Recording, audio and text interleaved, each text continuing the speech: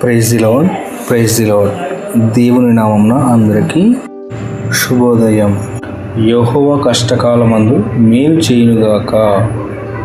నహూము గ్రంథం 1వ అధ్యాయం 7వ వచనం. నేడు అనేక ఆధ్యాత్మిక మార్గదర్శకాల ప్రకారం దేవుడు మనకిచ్చే గొప్ప ధైర్యం ఏమిటంటే, మనం కష్టకాలంలో ఉన్నప్పుడు ఆయన మనల్ని విడిచిపెట్టడు. లోకం మనల్ని విడిచిపోయినా ఆయన తన హస్తముతో మనల్ని ముద్రిస్తాడు. మీరు శూన్యంలో ఉన్నారని భావించినప్పుడు ఆయన మిమ్మల్ని తన దైవిక సంకల్పంతో నడిపిస్తాడనమాట. ఈ లోకంలో పేరు ప్రఖ్యాతల కంటే దేవునికి లోబడటం ద్వారా వచ్చే ఆశీర్వాదమే శాశ్వతమైనది. మానవ బలం వైఫల్యమైన చోట దేవుని శక్తి కార్యము ప్రారంభిస్తుంది. ఇది గుర్తుంచుకోవాలందరూ.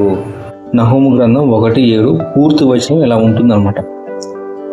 యెహోవా ఉత్తముడు, శ్రమదినమున ఆయన ఆశ్రయదుర్గము, తన యందు నమ్మికయుంచు వారిని ఆయన ఎరుగును. దీన్ని మనం 3 ప్రధాన అంశాలుగా చూడొచ్చు అనమాట. ఒకటి, దేవుని ఉత్తమత్వం, ద గుడ్నెస్ ఆఫ్ గాడ్. పరిస్థితులు ఎలా ఉన్నా దేవుని స్వభావం ఎప్పుడూ మారదు. ఆయన ఉత్తముడు. మన జీవితంలో అనుకుని కష్టాలు ఎదురైనప్పుడు దేవుడు మనల్ని శిక్షిస్తున్నాడని కాకుండా ఆయన మంచితనం మీద నమ్మకం ఉంచాలని ఈ వాక్యం గుర్తు చేస్తుంది. రెండవది, సురక్షితమైన కోట, a stronghold in trouble. ప్రాచీన కాలంలో శత్రువుల దాడి నుండి తప్పించుకోవడానికి ప్రజలు ఎత్తైన కొండల మీద ఉన్న కోటల్లోకి వెళ్ళేవారు. ఈ రోజుల్లో మనకు వచ్చే ఆర్థిక ఇబ్బందులు, అనారోగ్యం లేదా మానసిక ఒత్తిడి అనే శత్రువుల నుండి దేవుడు ఒక రక్షణ కోటలా ఉంటాడనమాట. ఆయన దగ్గరకు వెళ్ళినప్పుడు మనకు సంపూర్ణ భద్రత లభిస్తుంది. మూడవది, ఆయన నిన్ను గుర్తించి ఉన్నాడు. He cares for those who trust him. ఈ లోకంలో మనం ఒంటరి వారం అనిపించవచ్చు, కానీ దేవుని దృష్టిలో మనం ప్రత్యేకం. ఆయన ఎరుగును అంటే కేవలం మీ పేరు తెలుసని కాదు, మీ హృదయంలో ఉన్న బాధ, మీరు పడుతున్న శ్రమ ఆయనకు తెలుసు. ఆయన మీద భారం వేసినప్పుడు ఆయన తన వ్యక్తిగత శ్రద్ధను మీపై చూపిస్తాడు. ఆచరణాత్మక అన్వయంగా ఉంటుంది, లైఫ్ అప్లికేషన్. భయం వద్దు. ఈరోజు మీరు ఏదైనా నిర్ణయం తీసుకోవాలన్నా లేదా సవాలును ఎదుర్కోవాలన్నా దేవుడు మీతో ఉన్నాడని ధైర్యంతో ముందడుగు వేయండి. ప్రార్థనలో ఎక్కువగా గడపండి.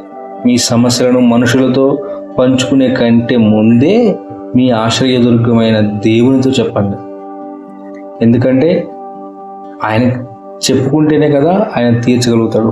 మనం చెప్పంది ఆయన ఎలా తీర్చగలుగుతాడు? ఆయనతో ఎక్కువ గడపడానికి సమయం ఇవ్వాలి. నేటి వాగ్దానం ఆధారంగా చిన్న ప్రార్థన చేసుకుందాం. అందరూ కలిసి ఏకీభవించండి. పరిశుద్ధుడైన మా తండ్రి, ఈ ఉదయకాలం మీ పాదాల చెందుకు చేరుతున్నాము. యెహోవా ఉత్తముడు, ఆయన శ్రమదినమున ఆశ్రయదుర్గము అని మీ వాక్యం ద్వారా మమ్మల్ని బలపరుస్తున్నందుకు వందనాలు. ప్రభువా, ఈరోజు మాకు ఎదురయ్యే ప్రతి సవాలులోనూ మీరే మా కోటగా ఉండండి. మేము దిక్కుతోచని స్థితిలో ఉన్నప్పుడు మీ కృపను మాకు తోడుగా ఉంచండి. మా భయాలన్నింటినీ మీ పాదాల దగ్గర ఉంచుతున్నాము. మీ శాంతితో మా హృదయాలను నింపండి. మీరు మమ్మల్ని ఎరిగిన దేవుడని, మా ప్రతి అవసరాన్ని తీరుస్తారని నమ్ముతూ యేసు అతి పరిశుద్ధ నామంలో వేడుకొనుచున్నాము తండ్రి. ఆమేన్, ఆమేన్. ఇటు వాక్యము దేవుడు మిమ్మల్ని దీవించునుగాక. ఆమేన్. ఈ వాక్యము ఈరోజు మీలో కొత్త నిరీక్షణను నింపుతుందని ఆశిస్తున్నాను. ఈరోజు ప్రశాంతంగా సాగాలని కోరుకుంటున్నాను.